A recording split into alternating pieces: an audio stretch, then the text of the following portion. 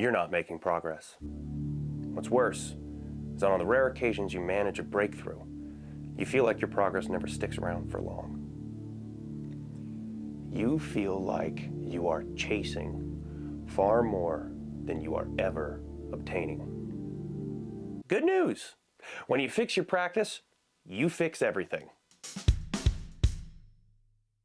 I'm sure that if you've ever tried to learn an instrument, you've heard that you need to practice. This is completely true. What do you think I was going to tell you not to practice? Get out of here. The problem here is that too often students, and let's be honest, teachers base all of their practice regimens on time. 20 minutes, 30 minutes, an hour a day, upwards of 8 to 10 hours a day. Here's the thing. Just because you're putting in the time doesn't mean that you're actually making progress. You can spend days, weeks, months, or even years putting in the time and having nothing to show for it. Scary, right? But don't worry. Like every stranger on YouTube, I'm here to help and sell you NordVPN. Okay, I'm not trying to sell you a VPN yet. What I'm trying to sell you is setting goals.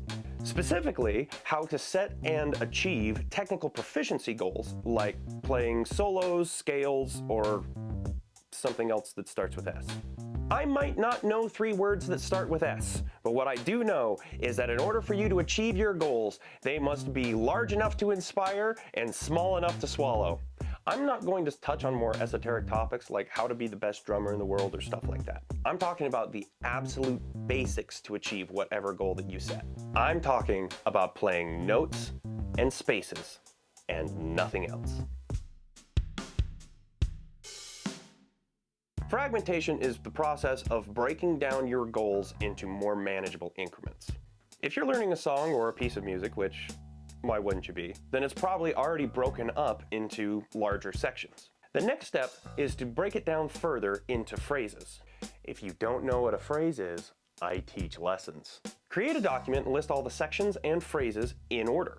Also, make sure you write your name at the top. It might seem really obvious, but it's very incredibly embarrassing if you forget to do that, so don't forget it. After you have all of your fragments in order, it's time to start getting it under your fingers. I'm gonna level with you. You're gonna think you sound like an idiot. Make your peace with this, because during this phase, it's not just normal, it's required. What's important about this phase is to realize that you're trying to play the right notes in the right order, and nothing else. Seriously, the biggest barrier to expedient progress is trying to run before you can walk. There is nothing slower than taking shortcuts. Don't let that be you. Your focus here is going to be on the notes only, completely disregarding how much time it takes to get from note to note. Speed is always the final step in everything that you do, and trying to get it too soon wastes precious time. So I'll show you an example of what this phase looks like.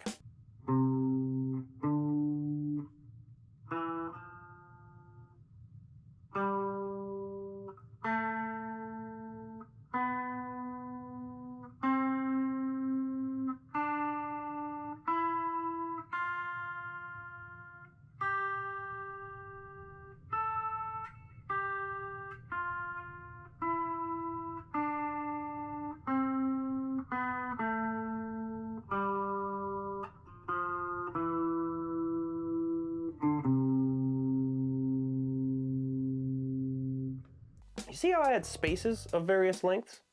That's because, and this is important, we're focusing on playing the notes, not the spaces. Yet. This doesn't sound good, and you know it because you have ears. We're going to fix it in the next step, but it is very important that we start with this.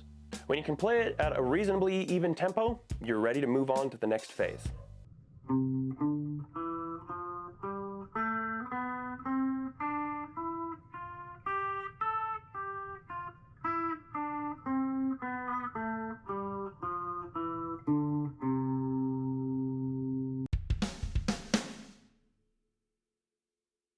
This phase is when you meet your new best friend, the metronome. Mine's name is Stanley, and he beeps. Look at him go. Inspiring. Phase 2 is the most crucial phase. It's the solidification of the foundation we're going to use to build speed. To do that is rather simple. We transition from playing without a metronome to playing with a metronome. When you have a steady tempo without a metronome, called your natural tempo, we're ready to transition. Find the metronome marking that your natural tempo is at, and then play along until you can lock in your fragment with the click.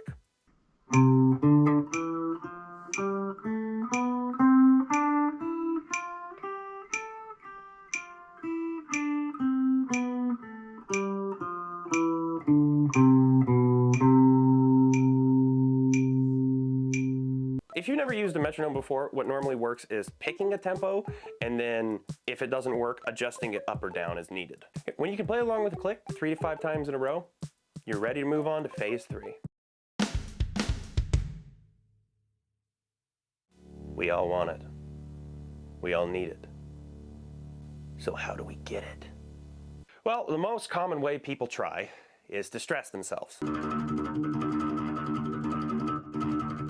This is dumb and stupid and stupid and dumb. But I have to admit, it is technically speed. But it's unhealthy speed. Pretty much everybody knows that visibly stressing and straining yourself is a problem. But what is a far more unknown and therefore insidious problem is invisible stress.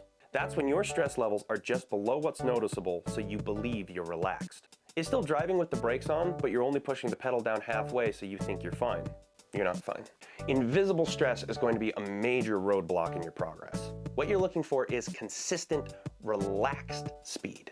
In order for it to be healthy, it has to be both of those things. Here's how you do it.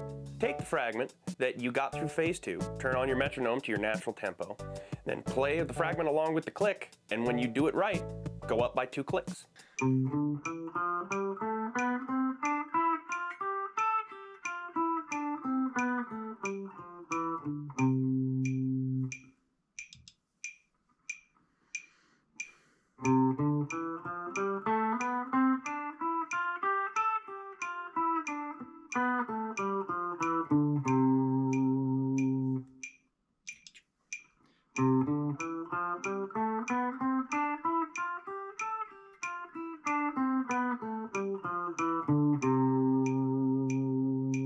Then you keep doing that until you reach your goal. Hiccups and stumbles are not a matter of if, but when. Here are solutions to the most common problems I've encountered with my students. If you can't play a fragment after 3 attempts, there's something wrong. I will say again, these attempts must be calm, focused, and relaxed. However, make sure you don't let yourself worry after just 1 failure. A single missed attempt is completely meaningless. The rule is, once is nothing, twice is a coincidence, thrice is a pattern, and you only need to be concerned when there's a pattern established. If you stumble 3 times after a long line of easy successes, go ahead and go up 2 BPM as if you'd played it right. Sometimes a brain that can play at 80 can also play at 84, but not at 82 at that moment for some reason. It's weird, but it's quite common. If you're stumbling within 2 or 3 increments above your starting tempo, chances are you're not quite familiar enough with the fragment yet. Run through it a few more times and try again. Something else you might need to do is drop the tempo below your starting tempo and start a fresh run from there. If, after all this, you still have trouble, start working on a different fragment or go to sleep.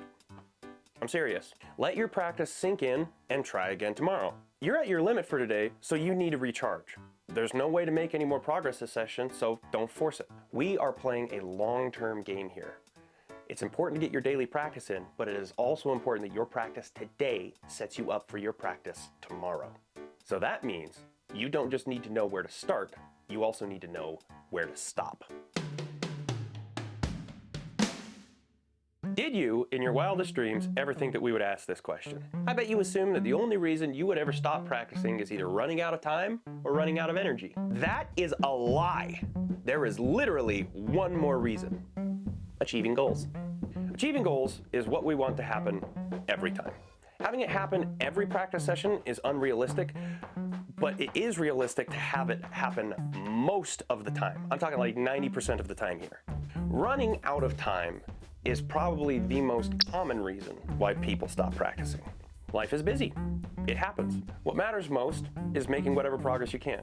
If it happens occasionally, it's not really a problem, but if it's happening regularly, you need to do something about it. Running out of energy is the most commonly cited excuse, but the least common to actually happen. Here's my guidance. You don't know it's fatigue until you've tested it. And by test, I mean 15 minutes of God's honest effort to make progress. If you don't make any progress worth noting, you can hang it up for the day. Take a break and come back later. Leave guilt and shame at the door because honestly, you have done your best today. Be proud of that. The reason it is so important to test your fatigue is because all of us have a voice inside of our head that is telling us to avoid spending energy whenever possible. Letting that voice dictate your life will ruin you. Rest is earned. If it is not earned, it is not rest. It's procrastination. Accomplishment is not based on how much time you spend on your goals, but how much focus you give to your goals. This practice method is your tool set to create and maintain focus so you can be vividly aware of your progress. When you know what you're doing, getting to where you want to go is simple. Try it, use it, implement, and see just how much it can improve your progress. This method will get rid of a lot of uncertainty that all of us feel about practicing. If you want to know more, book a lesson with me. Please note that I only respond to emails, DMs, and messages written on hills in New Zealand using sheep. Before I say goodbye, I want to leave you with 3 mantras to help you keep your focus. The fastest way to get fast is to start slow. Be deliberate and focused in everything you do. Know how to begin, know how to end.